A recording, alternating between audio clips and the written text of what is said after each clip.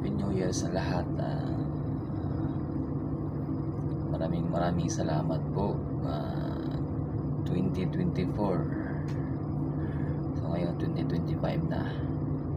Nagpapasalamat ako kasi kahit mga maraming pagsubok na dumaan sa buhay ko, hindi pa ako pinabayaan ng Panginoon.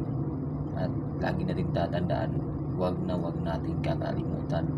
Nagpapasalamat sa Panginoon, magdasal lagi. Kasi ang Panginoon ay nandyan yan lagi para sa iyo. So ngayon na nandito po ako ngayon sa sinasampaan kong barko. Bago ako dumating dito, i-share ko muna yung mga pinagdaanan ko. At unang-una din sa lahat, bago ako nakarating dito, nagpapasalamat po ako sa Good Choice. Malaking pasasalamat ko dyan. Kasi kung hindi dahil dyan, hindi ko ito umabot yung mga pangarap ko.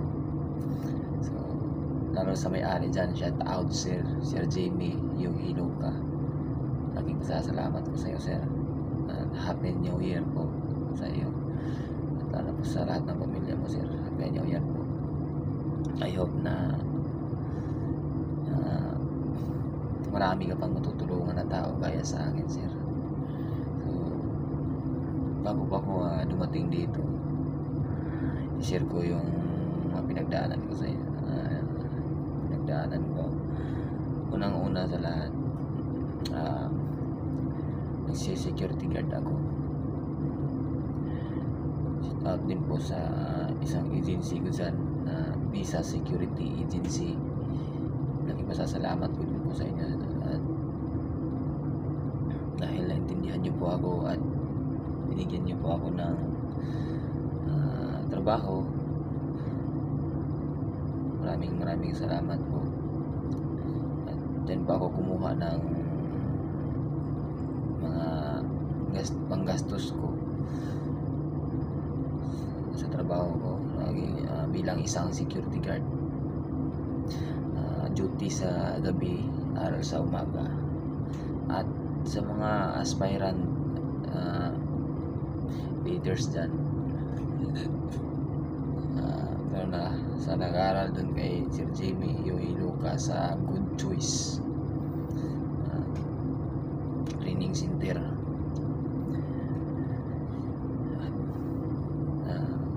Papasalamat po ako dyan.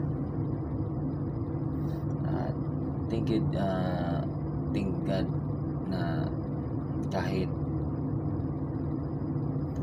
maraming mga disappointed na dumaan sa buhay ko, pero hindi pa rin ako sumuko kasi pinapangarap ko talaga ito na makapag-abroad. Kasi ginawa ko to dahil sa pamilya ko, sa mga kapatid ko. Hindi ko gusto na magaya sila sa iba dyan na hindi naman nakapagtapos ng pag-aaral. Kahit ako nga pero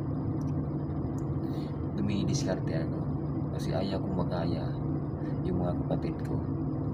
Gusto ko na may dala-dala silang degree at makapagtapos sila ng pag-aaral. 4 yung mga magkakapatid ko, at mahirap lang din po kami, yung mga magulang ko.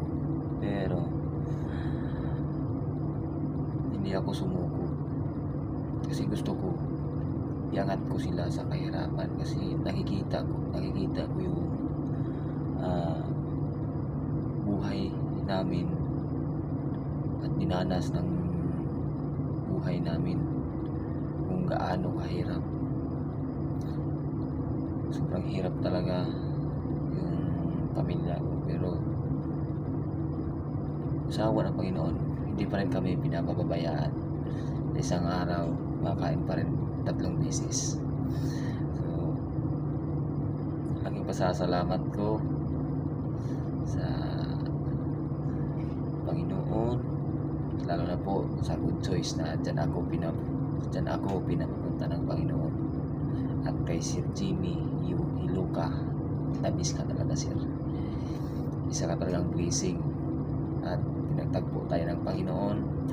At ang Ma'am Elsa Hiluka sa